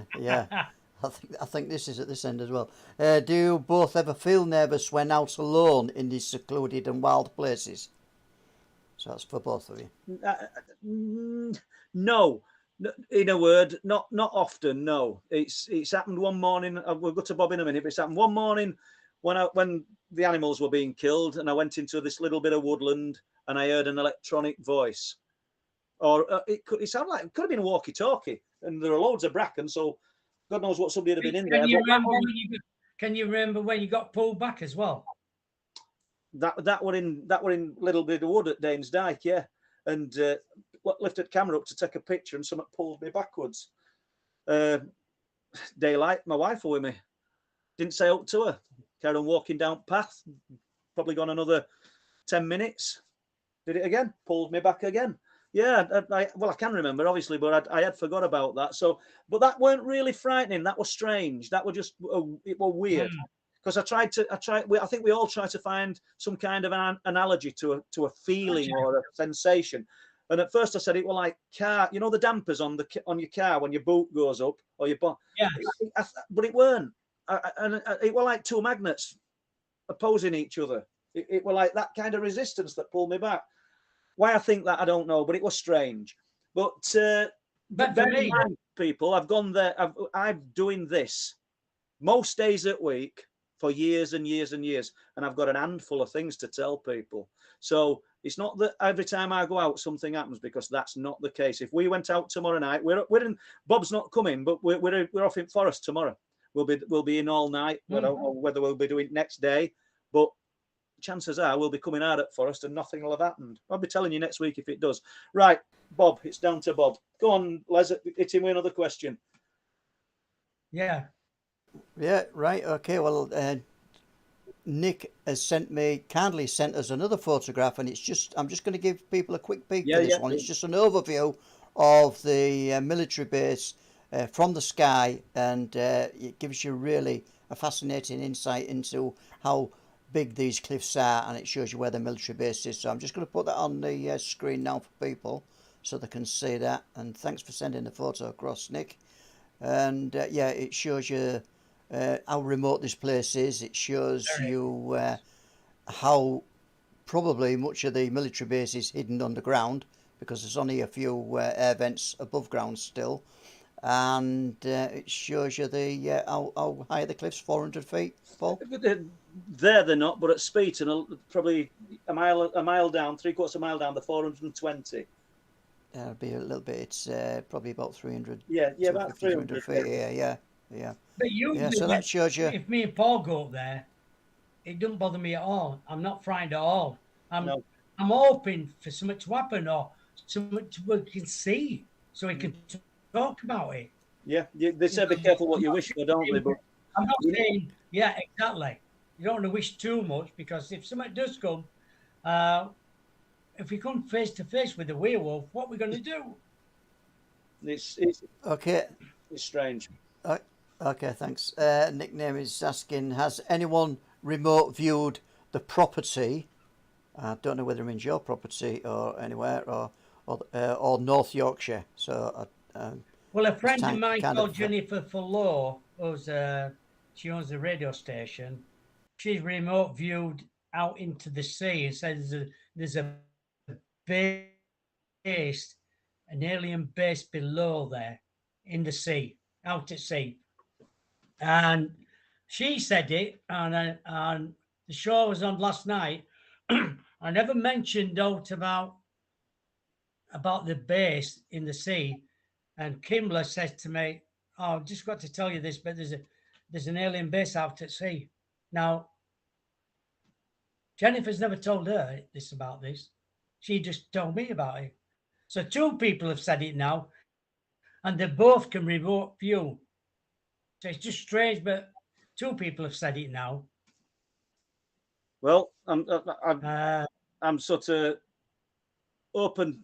Because Open there's an to, area out there where boats are not allowed to go, isn't there? yeah, well, Because it's there is a submarine training ground submarine allegedly. training area. Yeah, and we've also got the magnetic anomalies close to the submarine training ground as well. But yeah, interesting. Space Cow is asking, is hunting UFOs alone dangerous? Who could say? I mean, I wouldn't have thought it were any more dangerous than any other pastime. You could probably come to more grief on a skate. Well, I could on a skateboard. You know what I mean? Who could say? I mean, the bulk of the time we've done this for years and years and years. I don't see the danger. I think we're more likely to encounter danger from people walking about than something from another sphere of existence. I don't know. It'll only be dangerous if you let it be yourself, going outside of a cliff or anything like that. Otherwise, doing this, searching for UFOs, not dangerous at all. I will say this though. I mean, if anybody's wanting to visit up on those cliff tops, that base is out of bounds. Correct. You know, never go in it thinking that it's on our recommendation, because we never do. But there you go. So go on, Les. Okay, thanks for that. And thanks for all the questions tonight, folks. Great questions. And I'm sure Bob's enjoyed answering all of these questions tonight. And I've got one from a nickname again. And nickname is asking, is anything out of bounds that was not previously up Cliffs area? I think might be. Do you mean location? Bounds? Because we probably just covered it. Yeah. Do you know? Because I mean, we couldn't recommend anybody trespassing. I mean, do you know what I mean? We've seen people doing it, but it's it's not on our advice. But we've seen people doing it. You know, on I won't say. Numerous. Yeah, more than numerous. You know, but we don't. Some of them fields up there, we're not allowed to go in the fields even. No, we're only allowed to go on the footpath. Yeah. Yeah. So there is public footpaths up there, but obviously the military base is out of bounds, definitely. Oh, definitely out of bounds. And all the others are private farmers' fields. So yeah. Yeah, they are. Right. So I'm going on to Stargazer Eternal 1. Is asking, Bob, how long have you been a medium? I think he was a large at one time. He's lost a bit of weight. He's large. No, he's lost a bit of weight, but no. Go on, sorry. I've been a medium quite a few years now. Oh God, bloody hell. 10 years. I don't use it a lot. Very rare. If anybody asks me, I will give a message out now and then. I give some messages out last night on this radio show. I wasn't meant to do, but it got near the end, and she just said, so and so in the chat room, so and so in the chat room, somebody else in the chat room. Can you give them a message? So anyway, I did do, just to finish the show off. Spirit was just telling me to give them. If I get anything, I just give it. But if you don't give it, you're not using your ability. You need to do it regular. And because I don't do it regular, I'm not saying you say to yourself, am I giving the right message out? You need to be doing it more and more and more. Like psychic mediums, they work every day. And you've got to keep at it sometimes. But I enjoy it, don't get me wrong. Enjoy it same as anything else. If I can give some good proof out there, and somebody said, that was good, Bob. How did you know that? It's something that we never talk about, really, Bob, is it? I never ask you about any of that, but just out of interest, you've said that you got a few things that came to you on the show last night. Has anything come to you from any of these questions tonight? No, not at the moment. No, No. I'm not saying it won't do, but it might do later on. I might think to myself, I should have said something then. It's got 10 minutes to do it. Just Well, but yeah, thanks. he's done away with the yellow curtains anyway. yeah, let's. Oh, yeah, right, yeah, we'll go It's into a little that. joke. Yeah, this is your show, Bob, not man. Right, I've got to say, there's a shameless plug coming for Paul. It's a good job he didn't have to read this one out. But Aldo Rain is saying, if anyone hasn't bought one of Paul's books, I can heartily recommend them. Amazing accounts. I guarantee you'll love the encounters and Paul's writing style, proper page turners. Now, I don't think anybody's paid Aldo to say that, Paul. Well, no, but I will pay him if he there you wants go. to say it next week as well. Thank He you. can come on next week and say it again, No, Aldo. thanks. Yeah, but thank you very Appreciate much. I'm sure 10 Paul out of 10. appreciates that. No, it's good. Thank you. Yeah. I've got another question. Nickname. Has anyone ever warned Bob off? Oh, yeah. Great reason. Right, yeah. Anybody Okay. what? Sorry, didn't you get the question, Bob? Sorry. Has anyone ever warned Bob off? That's Have you ever what's been wrote warned here. Have you been warned not to do what you're doing? Oh, yeah, the odd time, I think, some in my mind has said, don't do that. And if somebody said to me, don't go to Benton tonight, I probably won't go. No.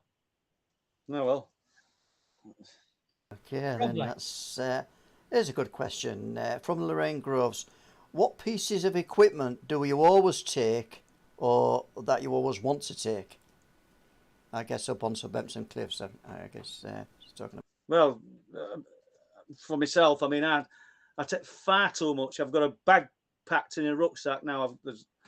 So we're not just, we're going to Forest tomorrow, but there'll be a thermal camera in it, a good quality one. Camcorder, half decent. There's a camera that me and Chris Turner invested in, one each. These things that take infrared pictures, which I'm going to have on a tripod. I'm going to try and take 200 or 300 photographs tomorrow night. Tri-field meter. There's all array of things, you know. And Bob always takes cameras. I always take a bag full as well with me. You know, you can't use everything. I must be like Mr. Bloody Gadget because I'll have so much stuff there and I can't use half of it. And I'll be thinking, why have I got all this weight? But I want to scan that forest. We're at an escarpment overlooking a huge area of forest tomorrow night. And I want to scan that forest with a thermal camera. If there is anything that's giving off an heat signature, and we know we're going to see deer, rabbit, all sorts of things. But if there's anything else, I want to try and get it on film. I'll take a Psionics camera as well, which is absolutely brilliant in low light. So everything's got its sort of use, hasn't it? You know, we're trying all sorts of things. I mean, we've got lots of experiments planned for winter when tourist season dies down. I've just got some dowsing rods as well. Yeah, we've never used them, and Bob's going to have a go with them. And Used them, yeah. You've got to try something new, I think. Because I'm the same as Paul. I take everything in my bag, and then I get up there and I think, what I brought all this up here for? But tri-field meter, yeah, I always take that with me. My camera, torches. You never know when you need things like that, but I'm same as Paul. You put too much in them. Yeah, wine gums. You've got to take wine gums, chocolate bars, biscuits. And it's bloody dead weight, isn't it? Dead weight. Yeah. Okay, Right, well, let's I got a couple more questions. Yeah, and I suppose you've got to take a torch, Bob, to see if anybody's throwing plastic chairs over the cliff. Well, luckily the thermal picked them up. You know, we because we didn't want them. We didn't want them to know that we were there. We knew they were carrying. Yeah, he got his thermal camera out, and we could see him from that platform to when he threw it over. I'll tell you how observant these people are who work up and around those cliffs. Me and Bob's been going up there years, and we've been seeing for years and years. Nothing in paranormal, people, but great crested newts. Yes. We've got about 14 months since, I don't know, maybe 18 months since they announced that the first great crested newts sort of established up at Bempton on Cliffs. This is the RSPB. No, they haven't. They've been up there years. We've seen them for years and years and years. They're wondering what we're killing gannet, finding gannets dead. along cliff tops. Go up there on a night and you'll see the foxes going onto the edges of the cliffs, taking the gannets. Because if you've got thermal camera, you can see it. And there's no paranormal about that, and there's nobody got some vendetta against gannets. It's foxes. But, and we've seen that. We saw. Do you remember when we saw about 4 of them, 5 foxes, didn't we? Yeah, all doing the same thing. They're all going for gannets. Right. Okay. Fire away, Les. Right. Okay, my last 2 questions on my tablet here are from Alison Buttle. Have you had the experience with the small stones what Paul's going through, Bob, in your flat? No, I haven't. I can't say I have. Not at the moment, but you never know what's going to happen, because if they did it, they would do it in the kitchen because it's a stone floor. You'd hear it rattle, laminate floor. You would hear it. I wish Mary were here, my wife. She hardly says anything, and we're really limited for time here. But she said she were in the kitchen a few days ago, early this week, doing the pots, and this tiny white light moved about around her in the daytime, and then went into the bowl. Yeah, how crazy is that? Like, we're either nuts, plausible liars, or we're telling truth. I can't say any different to that, people. There's your little dog who's coming around you. Right. Okay. Well, I'm going to leave the last one with Aldo Rain, and you might smile at this one. Do you sell your scones on land, Bob, and partial to a fruit scone? Especially if it talks. Yeah, my scones are date and walnut scones. They are the best scones in the world. Well, there will be if they talk. Right. The talking scones. Okay. So have you got well, there we go. There you go. New business venture there, Bob. So I'm going to leave the last couple of minutes for you to wind up, you 2 guys. Well, do you know, it's been great. It's flown, Bob, hasn't it? You know, I think we need to do it again. It's just like, we haven't gone into too deep, have we? You know, you told me about your MIB experience, but there's loads and loads more, and it's maybe, I don't know, a few months' time. Because do it again. Planned, people. Bob said he'd got 19 pages of stuff what's happened up there over the years, but we've not really touched on any of them. Really, you know, we touched on really. No. So there's lots of things. The strange sounds that not just what we've experienced, but other people, because there's people coming up to them cliff tops every weekend now. We know it's a bird sanctuary and people come bird spotting, but there's people coming up hoping to get a glimpse of unexplained phenomena, and it happens all the time. Yeah. You could walk down where we are and go, "You Paul Sinclair then?" And Bob, you think, "Oh, are you then?" What happened? Somebody came the other night when we were up there, and we couldn't think who there was, did we? No, well, no, we couldn't. We're not going to touch on this, but at another time. How bizarre is this? Somebody put a gun in my face. Am I wrong? Yes, exactly. Put a gun in his face. And it weren't a and pistol. He said, don't swear, Bob. Don't swear. And he said, no, I'm not going to swear. He said, I've got it on cock, so I can't shoot you, type thing. Because I've got safety catch on. Yeah, and I thought, why would you do that? Jump out. Put a torch in my face and put a gun in my face. And people saying, you know, about going up there. People don't realise what else happens up there. It's not. So on that note, then it sounds as if we've got a lot more to come from Bob in a future live stream. So I've got to say thank you very much, Bob. Thank you. Thank you. Yeah. Nice. And thank you, Paul, and let's hear from Digital Creations. You're welcome. Yeah. Right. So there we go, folks.